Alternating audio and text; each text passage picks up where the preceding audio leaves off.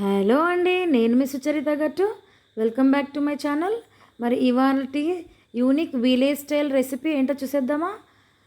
చూసారా అండి? ఇదేంటో భయపడ్డారా? ఇదేమి పాము కాదండి, ఇది వన్ టైప్ ఆఫ్ ఫిష్ అండి. వీటిని పాపేర్లు అంటారండి. ఇవి చూడడానికి స్నేక్ లాగా ఉంటాయి, కానీ టేస్ట్ మాత్రం చాలా బాగుంటాయండి. చూడండి, వీటిని పాపేర్లు అని అంటారు. సో వీటిని ఇలా స్కిన్ తీయించేసి నీట్గా క్లీన్ చేసేసేయాలండి. ఇలా క్లీన్ చేసేసాక మనం వీటిని ఇలా ముక్కలుగా కట్ చేసుకోవాలి. చూడండి, ఇలా క్లీన్గా చేశాక మనం వాటిని మరీ చిన్నగా మరీ పెద్దగా కాకుండా ఇలా మీడియం సైజ్గా ముక్కలుగా కట్ చేసుకోవాలి. ఇలా అన్నీ సమానంగా ఇలా ముక్కలుగా కట్ చేసేసుకొని పక్కన పెట్టేసుకోవాలి. చూడండి, 4 ఫిషెస్కి నాకు ఎన్ని పీసెస్ వచ్చాయి. మనం ఈరోజు వీటిని విలేజ్ స్టైల్లో వండబోతున్నాం కాబట్టి ముందుగా స్టవ్ ఆన్ చేసేసుకొని మీడియం ఫ్లేమ్ మీద 2 ఆనియన్స్ తీసుకొని ఇలా కాల్చుకోవాలండి. అన్ని వైపులా ఇలా తిప్పుకుంటూ 2 ఉల్లిపాయల్ని ఇలా చక్కగా కాల్చుకోవాలి. ఇలా కాల్చాక వాటిని పొట్టు తీసేసి నీట్గా కడిగేసి అందులోనే పొట్టు తీసిన 2 ఎల్లిగడ్డలు కూడా వేసేయాలండి. ఇలా వేసేసి మనం ఫైన్గా పేస్ట్ చేసుకోవాలి. కాల్చిన ఉల్లిగడ్డ మరియు వెల్లుల్లిని ఇలా ఫైన్గా పేస్ట్ చేసుకోవాలి. సో ఈరోజు మన విలేజ్ స్టైల్ చేపల పులుసుకి కావాల్సిన ఇంగ్రీడియంట్స్ ఏంటంటే 3 table spoons chilli powder, 3 table spoons oil, 3 table spoons salt. ఈరోజు మనం విలేజ్ స్టైల్లో మట్టి పాత్రలో చేపల పులుసు చేయబోతున్నామండి. సో ముందుగా మట్టి పాత్ర తీసుకొని స్టవ్ ఆన్ చేసేసుకొని స్టవ్ మీద మనం మట్టి పాత్ర పెట్టుకోవాలి. సో ఈ మట్టి పాత్ర హీట్ అవ్వడానికి మనకి అరౌండ్ 8 to 10 మినిట్స్ పడుతుందండి. ఇది మందంగా ఉంటుంది కాబట్టి. సో ఈరోజు మనం దీంట్లో చేపల పులుసు చేయబోతున్నాం. టేస్ట్ అయితే చాలా బాగుంటుందండి. సో చూడండి, మనకి క్లే పాట్ హీట్ అయింది కదా. ఇప్పుడు అందులో అరౌండ్ 3 టేబుల్ స్పూన్స్ ఆయిల్ పోయాలి. చూడండి, ఆయిల్ హీట్ అయింది కదా. ఇప్పుడు అందులో మనం 10 గ్రీన్ చిల్లీస్ పచ్చిమిర్చిని మధ్యలో ఘాటు పెట్టుకొని ఇలా పచ్చిమిర్చిని ఫ్రై చేసుకోవాలి. చూడండి, ఇప్పుడు అవి కలర్ చేంజ్ అవ్వడం స్టార్ట్ అయింది కదా. వితిన్ 2 మినిట్స్లో మనకి ప్రాపర్గా పచ్చిమిర్చి ఫైన్గా ఫ్రై అయిపోయాయి. ఇప్పుడు మనం గ్రైండ్ చేసి పెట్టుకున్న ఉల్లిగడ్డ వెల్లుల్లి పేస్ట్ని ఆయిల్లో వేసేసి మనం అరౌండ్ 3 మినిట్స్ పాటు ఇలా మిక్స్ చేసుకోవాలండి. ప్రాపర్గా ఆయిల్లో ఈ పేస్ట్ని ఫ్రై చేసుకోవాలి. ఇలా ఒక 3 మినిట్స్ వరకు మంట మీడియం ఫ్లేమ్లో పెట్టేసి ఇలా ఫ్రై చేసుకోవాలి. ఇలా ఫ్రై చేసుకున్నాక మనం అందులో అరౌండ్ 1 టీ స్పూన్ పసుపును వేసుకోవాలి. చూడండి, ప్రాపర్గా ఈ పేస్ట్ ఆయిల్లో ఫ్రై అయిపోయింది కదా. ఇప్పుడు అందులో మనం 1 టీ స్పూన్ పసుపు కూడా వేసుకోవాలి. పసుపు కూడా వేసాక ఇందులో మళ్ళీ ఒకసారి మనం ప్రాపర్గా ఒకసారి మిక్స్ చేయాలి. ఇలా అంతా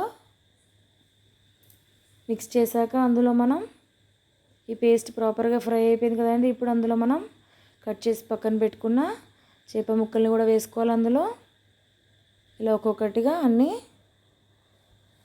చేప ముక్కల్ని అందులో వేసేయాలండి. ఇలా అన్ని ముక్కలు వేసాక మనం ఒకసారి వుడెన్ స్పూన్తో ఒకసారి చక్కగా కలిపేసేయాలండి. సో ఇక్కడ మనం స్టీల్ గరిట యూజ్ చేయట్లేదు, వుడెన్ స్పూన్ యూజ్ చేస్తున్నాము. ఇలా ముక్కలు వేయగానే వెంటనే మంట లో ఫ్లేమ్లోకి తగ్గించేసుకొని ఒకసారి ఇలా ప్రాపర్గా అల్లం వెల్లుల్లి పేస్ట్, ఆనియన్ పేస్ట్ చక్కగా ఫిషెస్కి పట్టేలాగా ఇలా ఒకసారి ఇమీడియట్గా ఇలా ఒకసారి మిక్స్ చేయాలండి. ఇలా ప్రాపర్గా మిక్స్ చేశాక మనం మూత పెట్టేసేయాలి. మంట ఇప్పుడు లో ఫ్లేమ్లో ఉండాలండి. చూడండి, ఇలా లో ఫ్లేమ్లో ఉండాలి. ఒక 5 మినిట్స్ పాటు అలా ఫిషెస్ని ఫ్రై కానివ్వాలి. ఆలోపు మనం 150 గ్రామ్స్ చింతపండు తీసుకున్నాం కదండి. చిక్కగా పులుసుని పిసుక్కోవాలండి. ఇలా చిక్కటి పులుసు మనం చింతపండు పులుసుని చిక్కగా ఇట్లా పిసుకోవాలండి.